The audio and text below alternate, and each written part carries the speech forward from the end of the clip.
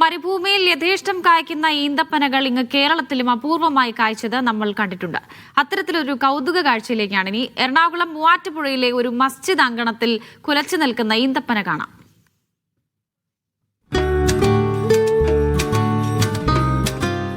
Pezhakkappilly central Juma Masjid അങ്കണത്തിൽ നിന്നാണ് ഈ കൗതുക കാഴ്ച.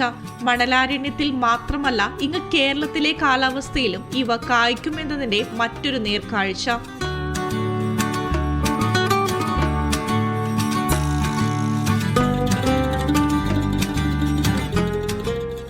6 വർഷം മുമ്പ് തൃശൂർ മണ്ണൂത്തി കാർഷിക സർവകലാശാലയിൽ നിന്ന് പള്ളി ഭാരവാഹികൾ തൈ വാങ്ങുന്നത്.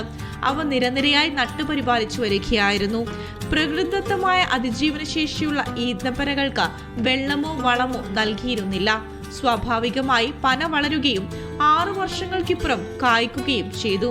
3 മാസം മുമ്പാണ് ആദ്യ കായ്കൾ കണ്ടു തുടങ്ങിയത്. ഇപ്പോൾ നിറയെ ഈന്തപ്പഴക്കുലകളാണ്. പള്ളിമുറ്റത്ത് നിരനിരയായി നട്ട ഈന്തപ്പനയിൽ ഒരെണ്ണം കായ്ച്ചു നിറഞ്ഞ് നിരവധി പേരാണ് ഇത് കാണാൻ എത്തുന്നത്. മീഡിയ 1 കൊച്ചി.